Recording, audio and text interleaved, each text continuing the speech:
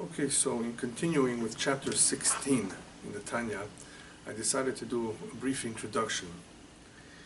I think that it will help us understand a little bit what love really means, whether it's between human beings or when we're talking about our connection with Hashem. Love is a powerful connection. They say it's the most powerful connection. As there's a saying in Latin, omnia vincit amor. Or you may have heard it in English, love conquers all. What is it about love that it conquers all? In other words, that it can make such a big difference if it exists amongst people. If you look around, you will notice that this particular feeling called love is not only something unique to human beings, it even exists amongst animals to a certain extent, plus even between an animal and man. Have you ever seen a dog, how loving he could be, how connected he is, how he recognizes his master even though it may be several years that they've been apart? It's very, very emotional to see a reunion between family members or even between a dog, a lost dog. It's powerful. What is the source of this power? Why does it make it so strong? What makes the bond between people so powerful if there's love there? So Shlomo Melech tells us in Mishlei, Sinah te'orer medanim ve'al kol pesha'im techaseh ahava. Hatred begets fights. If people dislike each other, they have something against each other, it could easily lead to a fight, trouble. Ve'al kol pesha'im techaseh ahava. But if there is love, love allows one to overlook all faults. We all have faults, we all have weaknesses. If there is love, people love each other, they care about each other, then they're prepared to overlook any fault. In other words, a true friend is a friend who knows you with all your faults and still loves you. That's true friendship. So in other words, love has something in it that is able to bind people in the strongest way possible. If that's the case, then how do we generate this kind of love between us and Hashem? With human beings, with animals, with that which we can touch and feel and experience, it may be easier, it may be natural. But with the Kadosh Baruch Hu, even though we know deep down that He's responsible for everything, He created the world, how do you form a relationship with Him? How do you develop this love? After all, we are told in the Shema Yisrael, ve'ahavta et Hashem Elokecha b'chol levavecha v'chol nafshecha v'chol b'onecha, that you should love. You should love Hashem with all your might, with all your money, with all your heart. How do you produce it? The way that the Tanya basically teaches that this is done is through hidbonenut, b'gdulat haboreh. He will mention this many, many times. This idea of pondering the creation, the greatness of Hashem, thinking about it, that this somehow will lead one to love Hashem, to fear Him, to observe His commandments. In other words, pondering the creation of Hashem, pondering the greatness of the creation, brings about yir'ah ve'ahava, fear and love of Hashem. How? Through the light of Hashem that permeates the moach, the brain. It permeates first the nefesh Eloki, the divine soul, which resides in the moach, in the brain. So we use our brains to ponder, to think. We use our intellect to be able to understand as much as possible Hashem's ways. And when we analyze it properly, this somehow, hopefully, will generate that love and that fear of Hashem. First fear and then love. Now this doesn't happen so easily. This doesn't happen to everyone. This takes effort. All this is a tool. But if this is the tool, then what is it that people have that makes it so difficult? In other words, what prevents human beings from using this tool? Many of us use this tool. Many of us try. We pray, we observe mitzvot, we think about creation a little bit.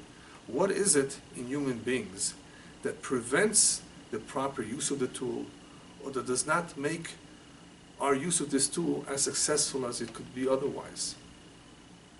What's holding back the average human being from being able to connect to Hashem properly? So I'd like to use the mashal, a beautiful parable that the Magid of Dubda gives. Ahava for Hashem, the love for Hashem is possible, but there's something in the way that blocks it. And he brings a beautiful parable for us to understand how this happens. There was once a farmer who came to town to buy a suit. So he goes to the tailor, and the tailor says, "You're a size 42. I can see by looking at you." You know, tailors are experienced. They look at you, they see you, they know right away what's your size. Here, go ahead and try it on. He tries on the suit and it doesn't fit. And he tells the tailor, "You see, you don't know what you're talking about. A size 42. Look, it doesn't fit." So the tailor tells the farmer, "You know why it doesn't fit? Because you still are wearing your overalls." He came with his overalls to the tailor. "Take off your overalls first, then put on the suit. Of course it's not going to fit on top of your overalls." You know, the farmer doesn't know anything about suits. "First remove what you're wearing now and put this instead." Obviously, once you remove the overalls, it fits. The love for Hashem would fit, would work, would be well established if we would remove all the love that we have for external things, for food, for material things. Human being loves these things, and the more he's immersed in liking all that there is in this physical world, those physical things that he loves, that he's attracted to, that he's immersed in, will prevent him from the potential that he really has of forming a loving relationship with Hashem. That's what it is. It stands in the way, physicality. If we would remove it, we would not allow it to run our lives, we would not put so much emphasis on them, then automatically the neshama would want to bind itself to Hashem, to cleave to Hashem. There are things that stand in the way. Rabbi Cook, Zecher Tzadik Lebracha, blessed memory, the old Rabbi Cook, used to say that in order to get close to Hashem, in order to get close to Torah, you have to follow 4 stages, 4 steps, pretty much in that order. And they are, you first have to be respectful of the Torah. Those who are respectful of the Torah, there's a chance that the next step will be for them, they will come to appreciate it. They will come to like it. They will come to realize its importance. After that, there's a chance that they will be interested in learning about it. And after that, they will hopefully go to the next step, which is to observe it. In order to get someone interested in something, in order to get him to observe the mitzvot, to form a relationship with Hashem, first and foremost, kavod. Be respectful of it. If one is not respectful, if he makes fun of religion, of emunah, faith in Hashem, then he's very, very far removed. The chances are almost null that he will ever have an interest to observe. Rambam also lists several individuals who are far away from doing teshuvah, that the chances for them to repent, to correct their mistakes, are remote, because they make fun of it. Anyone who's a mocker, who makes fun of rabbis, who makes fun of those who are more knowledgeable than he is, how will those individuals ever have any influence over him? He makes fun. He doesn't believe it. He doesn't even give himself a chance. So there are stages. There are steps that one needs to take, and if he takes them, he will come, hopefully, to the step of connecting to Hashem, observing the mitzvot. Therefore, what do we see so far? Because it is possible, by using certain tools at our disposal, to connect to Hashem, therefore it makes sense that Hashem should command us. It should be a mitzvah. Love Hashem. But how? No, I gave you the tools. It is possible. If it would not be possible, you think Hashem would ask of us and tell us, love me? How should we love you? We don't see you. We do have the tools. And the first tool is idbonenut. which the Tanya uses a lot. Reflect, ponder the creation, ponder life, the meaning of life. If people would do more of that, if they would stop and think a little bit more about the purpose of life, that would be a good start. Not everyone is interested in doing that. People are too busy doing other things. So, this is what chapter 16 is all about, approximately. He addresses the Benoni, the one who is trying to do his best to serve Hashem. And he reminds him of certain important rules. These rules are intended to encourage him to do whatever he can, to do his best. As long as he focuses on what's most important of all in the service of Hashem. And what's that? The focus should be to control your nature. Limshor ala teva. Focus on that. That should be a goal. If you focus on that as an important part of Avodat Hashem, of the service of Hashem, you will get a head start. You have to focus. What exactly is it that you want to accomplish? I want to love Hashem. It doesn't work like that. The bottom line, a very important detail of this Avodat Hashem is working on one's midot, on one's nature, on one's character. When we talk about working on one's character, we talk about taking control. In other words, being your own boss, not being the servant, not being the slave of the Yetzer Hara, of the evil inclination, that he basically moves you around, tells you what to do, and you have no choice in the matter. And how does this come about? That we are capable of, hopefully eventually, controlling ourselves and being masters of our physical nature. That comes about through the light of Hashem. The light of Hashem that illuminates the divine soul that we all have in the moach, in the brain. In other words, if we allow that light of Hashem to enter and to illuminate the moach, was by thinking, by doing certain peulot, certain actions that can bring this about, then this is what will happen. This will enable us, this will give us the strength to also control our heart's desires. In other words, there's two things here that he says. There's one, to control your nature. In other words, to be able to have a good hold of it. And there's also being able to control one's desires, one's ta'avot. To be able to control one's retzonot, one's will. You know, sometimes people want something, but that something conflicts with the will of Hashem. So to be able to have a hold, or to be able to control them, requires a certain amount of enlightenment. That the brain is enlightened to be able to see what is a true priority and what is not, what is important, what is not, what is right and what is wrong. So he begins to explain how is this done? How do we get that light to permeate our soul? How do we get our moach to be able to analyze everything that there is in this world? He says, look at the gdulat of Hashem. Look at the greatness of Hashem. Look at the creation. And when you do that, that will help you in a way that it will bring about a ruach da'at, which we explained last week, means a spirit of knowledge, but not just any knowledge. It will give you the motivation to implement, to adapt that which you know with your intellect into your own being. A lot of people learn a lot of stuff. They know it. They really know it. But that is not just chokhmah and binah. It's not just knowledge and understanding. It is adapting it. It is implementing it. It's making it a part of our life. So when one does that, when one thinks, analyzes, ponders the creation, the greatness of Hashem, that hopefully will bring about a certain ruach da'at in his moach, in his brain.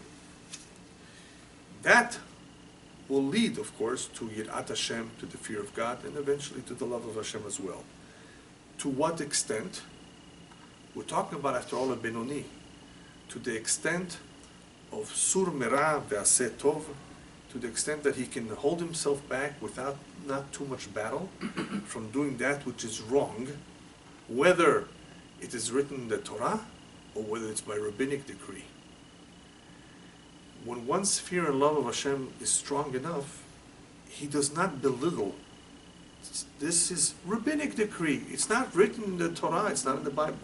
No, no, no, no. Once the love and the fear of Hashem is in its place, it's firmly established, he is strong enough to resist that which is wrong, whether it's biblical in nature or rabbinical.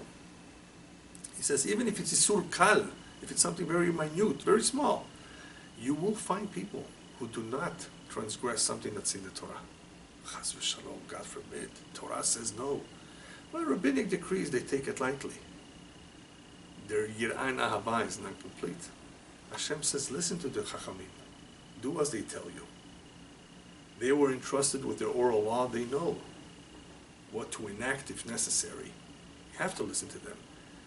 But it's only rabbinical. It's not biblical. Yes, but the problem is, besides the fact that they are the authority, there's another problem. If you belittle that, you stop keeping that, what's holding you back from eventually going against the Torah? See, one leads to another. True love and fear means that you're not going to so easily do that which is wrong, whether it's rabbinical or biblical. One who really loves his wife, if there's a real love between two individuals, would one hurt the other? They think 1,000 times before they would do that. If they're so easily willing to hurt, knowingly it will hurt, that means the love is not there. Not, at least not 100%, maybe 60%, not 100. So once you have this individual thinking about the greatness of Hashem, which brings about the fear and the love for Hashem, he will be able to hold himself back from doing that which is wrong. Plus, hopefully, it will also instill in him the desire and the interest to do the positive commandments and to do it out of love. Right? So you have the two. You have to hold yourself back from doing that which is wrong, and you have the positive from doing that which is right. And hopefully and ideally to do that which is right, to fulfill the mitzvot out of love. Not just, it's routine. I was commanded to do so. No, I'd love to do it. And of course, when we talk about doing the mitzvot, we're talking about also biblical or rabbinical. Custom, like Hanukkah, that's rabbinical. It's not written in the Torah. Washing your hands is rabbinical. Right? Blessings, one should take them as seriously as he takes the mitzvot of the Torah. And of course, the most important one of all is the learning of Torah. To learn on a regular basis. So what is the emphasis here so far? The emphasis here is that besides using our intellect, our brains, to think about Hashem, we have an Or Eloki. This is an important idea that he stresses many, many times. We have a divine light. There is a divine light out there that helps us. And you need to awaken it. Sometimes it's dim. It has to be awakened in order to achieve what? To achieve full control over our heart's desires, our nature. In order to achieve full control, that's what's necessary. That's a start, at least. To use our intellect, but also to enable that light that we have to show us the way. So this is a very important rule that the Benoni is being reminded of. Remember, focus on your midot, on your character, focus on your nature. This is an important part of the service of Hashem.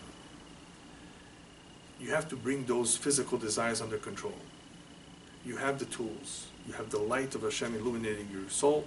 You have the moach, you have the brains, hopefully together.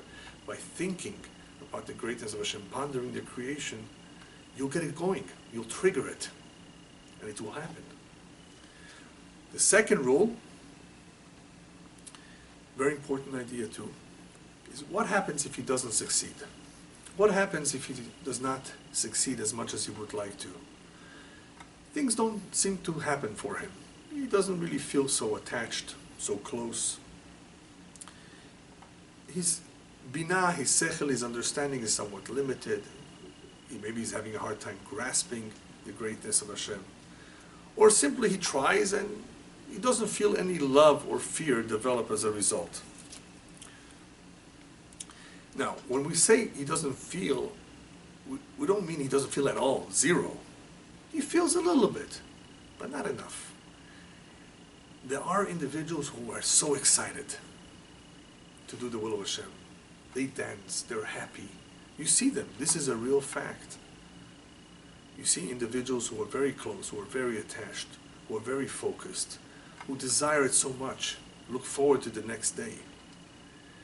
Now, when you compare an individual who's far from it to someone who's so into it, you may ask yourself, well, wait a minute, is it because this one is not doing something right and this one is? Or could it be something else? He talks about that too. Because he wants to assure the one who's a Benoni, after all, Benoni is trying, it's not necessarily your fault if you're not feeling the way he is. Okay, so that's what this rule is all about.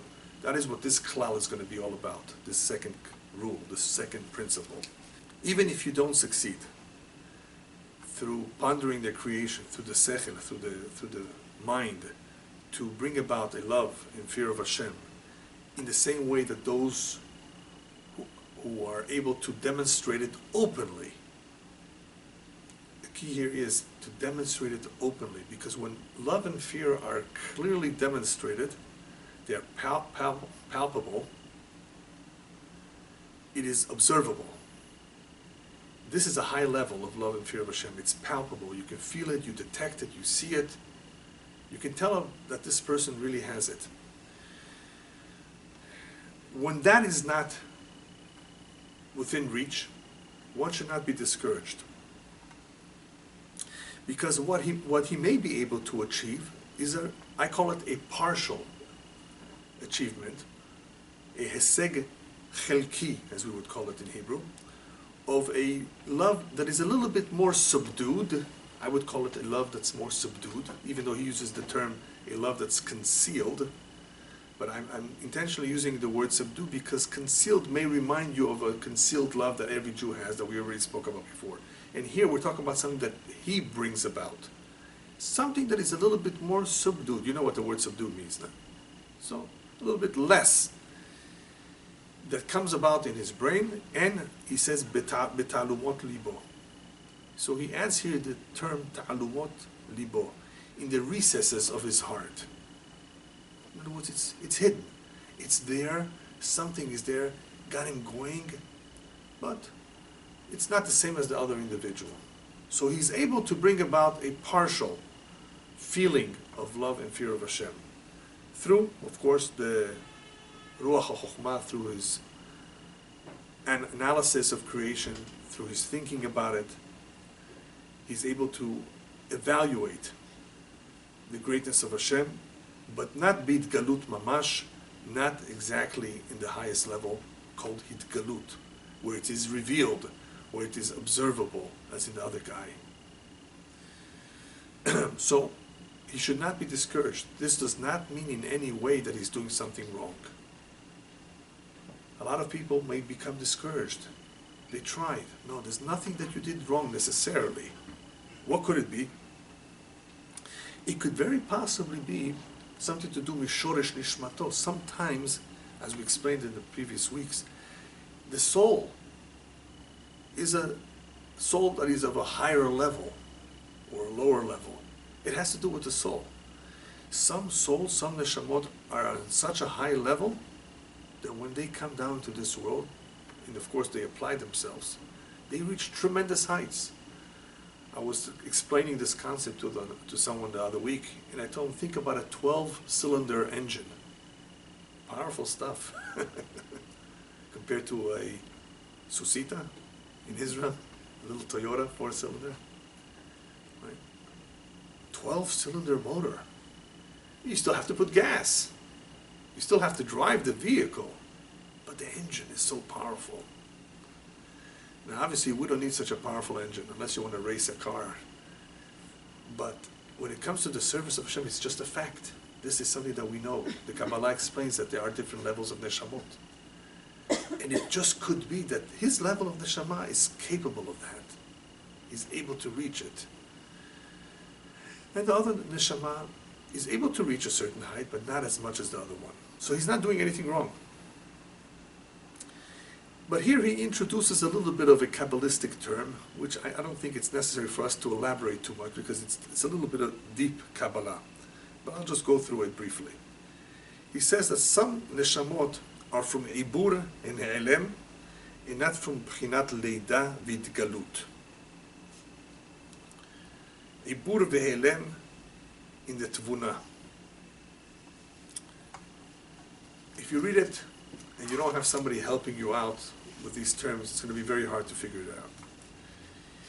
What does it mean? In the world of Sefirot, in the world of the attributes of Hashem, you have levels of neshamot that correspond to the various Sefirot as well. Levels, some lower and some higher. Tiferet and Gevurah, for example, the shoresh, the root of Tiferet and Gevurah, which are lower than Binah. Their root is Binah. Okay? So they are lower, their root is in Binah. So here you have neshamot whose root, in other words, the shoresh of these neshamot, are in the Tevunah. In the Tevunah, meaning that they are somehow related to Binah. They are somewhat concealed in their nature. Let's just call it that. Concealed in their nature. However, their root is in Binah. All right. Whereas others are in a different type of Sephirah, which is more revealed. This one is a little bit concealed, and this one is a little bit more revealed. And we know by now that the revealed is higher. Love that is revealed, right? So those Sefirot that are revealed should be higher. But he says, no, no, no. Even though he doesn't explain it, but I'll explain it a little bit more. It appears to be that those that are from the concealed Sefirot are higher because their root is in Binah, which is higher than the lower Sefirot. But the commentaries explain, those who explain these Kabbalistic concepts, that when it comes to Sefirot, it depends which one is being more illuminated. The Or HaEloki, the divine light, illuminates those Sefirot that we say are Beitgalut a lot more than those that are concealed. So even though the concealed aspects or Sefirot may be higher, it doesn't mean that the Neshamot from them are higher. The Neshamot that are being more illuminated by the Or HaEloki are higher. So this is just a little bit of an explanation of what he's saying over here in explaining the different types of Neshamot. Just think about it as there are those that are more illuminated, and as a result of that, they are able to express their love and fear of Hashem in a more revealed way, in the same way that the Sefirah is revealed, since the Neshamot correspond to those Sefirot. He goes on to explain like this. The heart really on its own is able to understand. The heart, obviously, by using the intellect as well. But that's where he processes the information. Thinks about it, processes it, feels it, expresses it.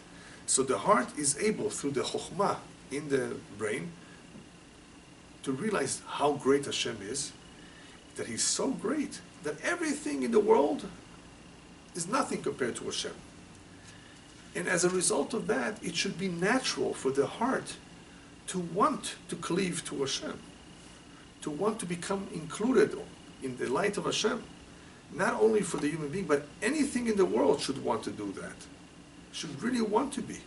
In other words, it's normal. It's quite normal and natural for one that thinks a little bit about the greatness of Hashem to want that on its own. Then why doesn't it happen more easily? So we said before, when it comes to the love of Hashem, there are certain obstacles. But here he goes on a different angle. Let's forget for a moment that there are obstacles. There's all kinds of obstacles that of course, try to discourage us or cool us off from wanting this. But what makes it more difficult, he's talking more about obstacles that make it naturally difficult. The fact that we are in a physical body, he says, that neshama is like in a prison.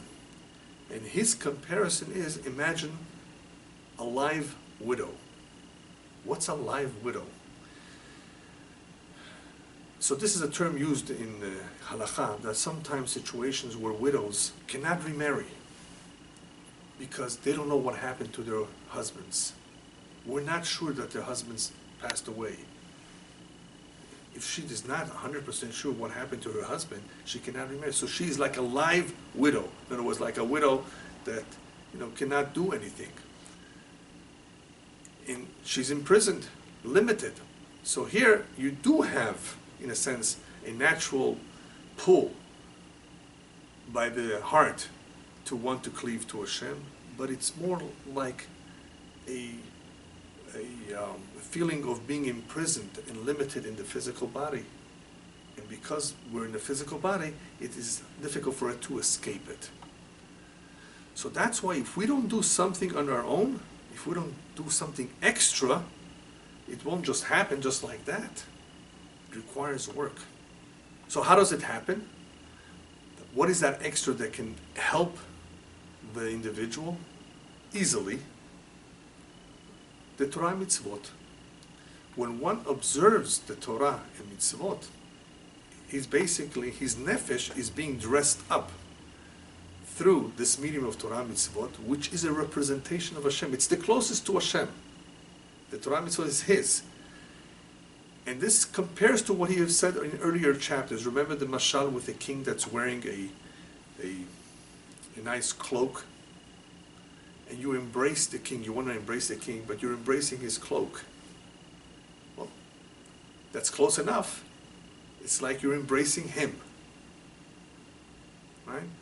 You want to embrace Hashem. What's the closest thing of embracing Hashem? Embracing the Torah mitzvot. So it is through the mitzvot that the Jewish people receive, through the Torah mitzvot, that we can actually form a connection with Hashem, begin to feel something. If one does not do that, how is he going to feel on his own? He has to start thinking, like Avraham Avinu. Wait a minute. I just saw the sun go up and I saw the sun go down. Now it's the moon's turn. Who's God? What's the way the Midrash relates to us, how as a child he was asking himself questions, trying to figure it out. So most people do not have that time or do this type of exercise, even though it's true. This is powerful enough to begin to ask questions, to begin to seek answers. Use your mind. You have a nefesh Eloki, you have a divine spark, you have a divine soul. Obviously, this is very helpful. But in the meantime, what can this Benoni do if things are not working for him as they are for this other individual who is so excited and into it? You can have a partial accomplishment here. And even though there are certain obstacles in the way, through the Torah mitzvot, one is able to experience some of that love and fear for Hashem. So, at the very least, on this level that we're talking about, by pondering the creation of Hashem, this pondering can also help one lead him to want to attach himself to Hashem through the observance of the mitzvot. Otherwise, think about it. Why should he want to observe the mitzvot if he doesn't first know of Hashem? So either way, pondering the greatness of Hashem and taking the moment to think about life, this in itself will first lead to him wanting to do the Torah mitzvot, which of course will therefore enable him to form the connection. So on this level, this is the minimal the individual can do to accomplish something. The pondering of the creation of the world, the pondering of life, basically motivates one, gives him the reason that he needs. It's the ignition to observe the mitzvot, the machshava, dibur, maaseh. So as we said before, without being able to be on the level of this other individual who's maybe neshama is from a higher level, without being there, it's still possible to accomplish a lot. So what you will see from the Tanya is how much importance it is, how much importance he puts on thinking about life, pondering the creation of Hashem. Use your intellect to reflect on all this, because this is a powerful tool. This will motivate one to observe the mitzvot. This will get him started. Otherwise, he's going to have a hard time reconnecting. Part of the reason why he's going to have a hard time is because he's in a physical body that has physical wants. Okay, what's the next step? Here he adds, I don't think too many people notice this.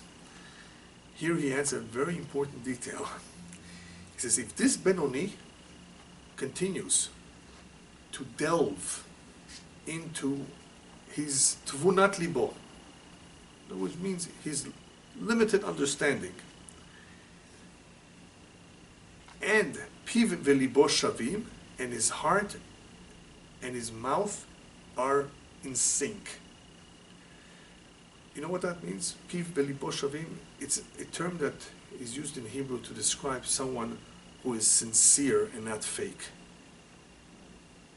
It's not a had balev v'had bapeh, someone who is different in his mouth and in his heart. Doru dorang, right? Yeah? He's real. He's not a faker. So, if he delves deeply into the recesses of his mind, in other words, in his talumot, tevunat libo, as he says, if he thinks about Hashem in whatever way he can, even though it's in a concealed way, in other words, in a partial way, in the little bit of intellect that he has, plus his heart and his mouth are in sync, they're the same, that he's, in other words, prepared to learn Torah on a daily basis, and he's prepared to observe the mitzvot. In other words, his mouth learns Torah, the rest of the body observes the mitzvot. What happens is that tevunah, that little bit of understanding that he has, mitlabeshet, it dresses itself up in his thoughts, in his speech, and his deeds, through the Torah mitzvot that he will observe. And what will that do for him? The fact that he is sincere, the fact that he really wants it, the fact that he does his best to use his limited intellect, as he calls it, in tvunat libo, to be able to connect to Hashem. What all that will do for him is that the mitzvot that he observed will become, using his language, mochin, chiyut, and gatfin. They will become the brains, the vitality, and the wings to elevate all his deeds to a very, very high level. Wow, all of a sudden we're introduced to something a little bit different. Wings. Yeah, the Zohar says that without yir'ai nahava, without love and fear of Hashem, our deeds don't go too far. You've heard of the English expression lip service. What's lip service? Lip service, it's not real. Just words coming out. You want to impress someone, you want to convince someone, you have to penetrate his heart. So the rabbis tell us words that come out of the heart can penetrate the heart, right? Powerful. How do you do it? How do you elevate the Torah mitzvot, or your prayers too, to the highest level possible? And when we elevate them to a higher level, it means they have greater importance, obviously. Otherwise, what difference does it make how high they go? Because we're talking about Torah mitzvot here. So here he's saying like this, that tevunah, that intellect, you started off with an intellect, you started off thinking about it, you started off analyzing it, and you applied yourself to learn Torah, to observe the mitzvot with all your limbs.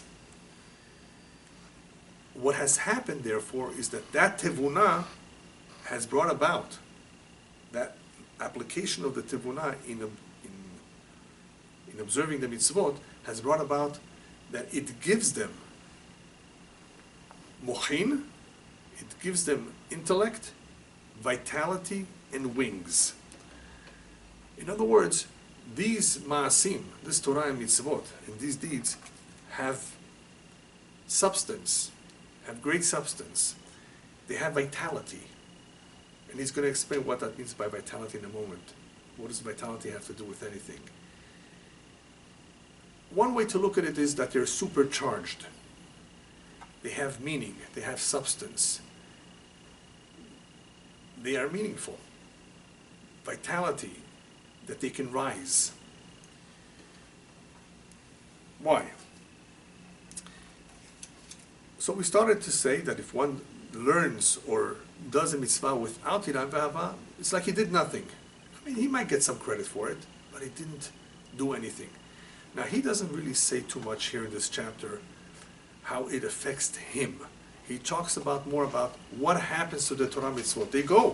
They are elevated to a very high level, which is how he's going to finish the chapter with. How one who's a simple individual can accomplish so much on his level. That's beautiful. But what I'd like to add is that when someone not only tries his best,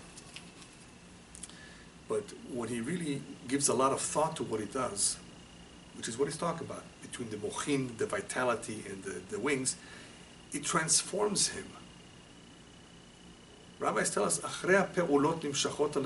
one's heart are influenced by one's deeds.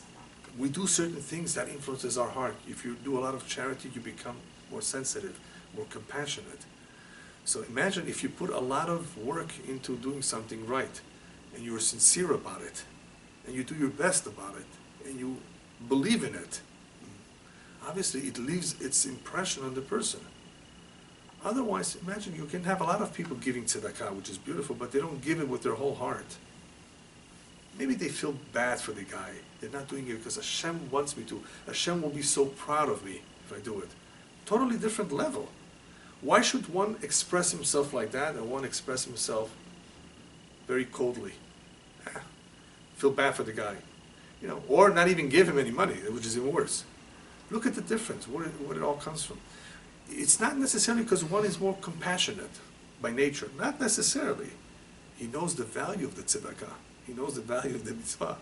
He knows that Hashem is looking at him at that moment. Let's see you. Let's see. I want to see what you're going to do. Are you going to smile? Are you going to yell? Are you going to give generously? Right? So the more in tune the neshama is with Hashem, not only does it come more easily, it's done differently. And of course, it does something for the individual as well. So when he talks about this bringing mochin, chayut, and wings, he's saying that this ma'aseh is very, very different than one that does not have all that vitality. Very, very different. They don't compare. But his emphasis here is more on the wings. He's able to elevate these mitzvot to a very high level. He gives them wings. But wait a minute. I thought the wings are with love and fear, we just said. Without love and fear, there's no wings. Yes. Here, it is almost pretty much the same. Somehow, he succeeded on his level to provide the wings through his tevunah, through his intellect, to his maasim. And that's what he's going to explain right now, how that happens. How is it that tevunah, just using one's intellect, one's limited understanding, how does it provide wings? What does that have to do with ahava and yirah? After all we said before, he's not on the same level as the other person who's full of love and fear of Hashem in a demonstrative way. He's not. He's more subdued. So what is it in the tevunah that can do it? He says that tevunah, by the way, is what brings him to study Torah. After all, this is how it all begins. It motivates him, it leads him, it gets him going. If he wouldn't have the tevunah, you know what he'd be doing? He'd be thinking more about his physical needs. Oh, I need to go on a vacation. Let me plan my next trip. What are we eating for dinner? If the tevunah is not working to its full potential, the individual will think more about his physical needs. Or play sheshbesh. Yeah, that's physical needs. Let's have fun. Right? Let's eat, let's go out. Look at the tevunah, what it did. The tevunah got him to think differently, got him to think about his neshama, got him to do something more spiritual. Otherwise, without it, he would be thinking more about its physical needs. Even if he learns Torah, by the way, on a regular basis, umatmid, still, he would care or love more his physical body than his neshama. He would still. So we want to get him away from that. We want him to get him to emphasize his soul. We want him to connect to Hashem, the most powerful way possible. So look what the Tevunah does. Just Tevunah, just thinking about it, pondering about the creation, about the meaning of life, how life is short, how there's so much to do. Rabbis tell us in Pirkei Avot, remind us so many times. Hayom katzav v'melacha meruba. Life is short and there's so much to accomplish. And our boss is reminding us and pushing us, right? Yeah, but people, you think they read this, they learn it, they take it to heart? No. So what happens here? It's ultimately to the credit of the Tevunah that brought him the minimal Ahavat Hashem. It did bring him, not like what the other individual has, but it did bring him to a love of Hashem. Oh, it brought him to that, to a minimal level of Ahavat Hashem. Then it is able to rise. It is able to provide it with wings, as though it was the real thing, as though it was the real, pure love of Hashem in the strongest way possible. He says, once we understand this, we can understand what the rabbis told us. He brings a beautiful Ma'amar Chazal, a beautiful saying by the rabbis, that is not fully understood. We understand partially what it means, but now he puts it into a different perspective. The rabbis tell us, Machshava tova kadosh baruch hu mitzarfa lemaaseh. If you have a good thought, sometimes people have a good thought, but they don't carry it out. Something happens, and they never carry it out. They wanted to do something good. They never did it. Something stopped them, they didn't get around to it, somebody died in the family, somebody got sick. They moved houses, they moved to a different location, a different job. Something got in the way, and they couldn't finish what they intended to do, and it was something very, very good. Hashem considers that thought as though it was also a deed of sorts. But the Banatan says, but wait a minute, why did the rabbis tell us that Hashem connects it, joins it to a maaseh? If Hashem considers that good thought as though it is a deed, then they should have said that ki'ilu asa'a, ma'aleh alav ha'katuv ki'ilu asa'a, that the Pasuk, the Torah, considers the thought as though it was done. We know the thoughts is not exactly like a deed, but it counts. The point is, a good thought counts. And by the way, a negative thought doesn't count in the same way as a good thought. So look how great the value of good thoughts are, that even if you just thought about it sincerely, it matters. Metzarfa lemaaseh means that you get credit for it. But a machshava by itself is nothing. Therefore, Hashem combines it or joins it to a maaseh, as though the maaseh has the thought too. It becomes part of a real deed, and therefore you get credit for it. But why should he say metzarfa lemaaseh? It would have been better to say it is as though you did a maaseh, because the moment you say metzaref, that he combines it or joins it, it means that they're two separate things, a deed and a thought, that he has to join them. Why not just say as though he did it? So he explains like this: true ahava and yirah in its highest form, in its most revealed form, have the ability to elevate the mitzvot. How does that happen? He says because the heart, even though it's physical in nature, just like the rest of the body, the heart is the same, it's flesh. Nonetheless, the heart is pnimi, it's internal. This heart, because it's internal, it's so close to the rest of the body, it's so connected to the rest of the body, it actually provides vitality, sustenance, blood to the whole body, right? So in the same way this heart in the physical level does so much for the physical body, on a spiritual level, it too, the actions of the heart, the love of the heart, is able to dress itself up in all the limbs, the hands, the feet, to elevate them by providing them wings.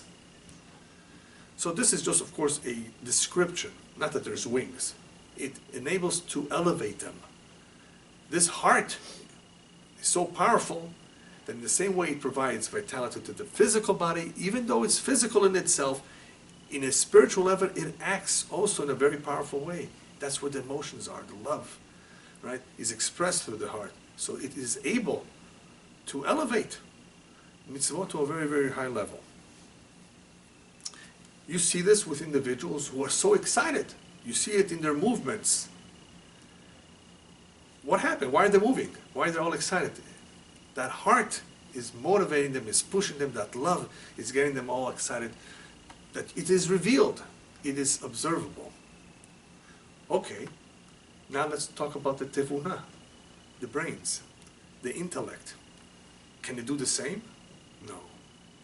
The heart gives vitality, it's close to everything, it is able to elevate everything to a very high level. The brain is farther away. The intellect is more removed, it's colder, right? The intellect, thinking, analyzing, it's not emotional. It says that tevuna is not like the heart. It's higher, it's farther away.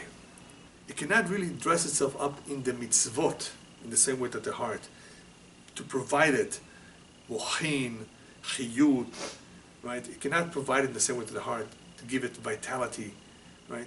To give it that substance, to give it that push and drive to elevate them in the same way that the heart did. Unless HaKadosh Baruch Hu gives the push. He says, that's the meaning that Hashem combines.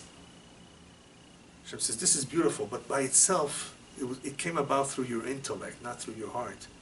I wanted to go as high as possible, Hashem says. You know what? I'm going to help you. Ani metzaref et hamachshava lemaaseh. I will take your thoughts and I will give them the boost they need to reach the highest level possible. That's why he says it's called a machshava tova. It's not the real ahava that is revealed. It's a machshava tova, because it's a good thought, because it's only in the tvunat mocho, it's only in his intellect. So Hashem provides it wings to go up further, in the same way, more or less, as if someone did it on his own, with tremendous love and fear of Hashem, in a revealed way. We'll see why it makes a difference, that it goes up in a moment. But to finish off the Perek, he adds a few Kabbalistic terms that I'm just briefly going to go over it, just so that we don't skip anything. He says, this is similar to what is brought down in the Zohar, in the Sefer Etz Chaim, that Tvuna, the letters of Tvuna is Ben and Bat. If you look at the word Tevuna, you'll find the letters Ben and Bat, son, daughter, which Kabbalistically represent or correspond to Ahava and Yir'ah, to love and fear of Hashem. So you see, even from Tevuna you can come to it on a lower level, but in the end, okay, they will be elevated anyway to the greatest heights. Then he brings in one more comment as to how this works Kabbalistically. So I'm going to go through it quickly. He says like this: sometimes from the Tevuna, which is a very high in the Sefirot, the effect of the Tevuna goes down directly to the Nukva of Ze'er Anpin. The Nukva means the female of the Ze'er Anpin, of the smaller face, as it's called in Kabbalah. We talk about here the Torah and Mitzvot that are being expressed through the Ze'er Anpin.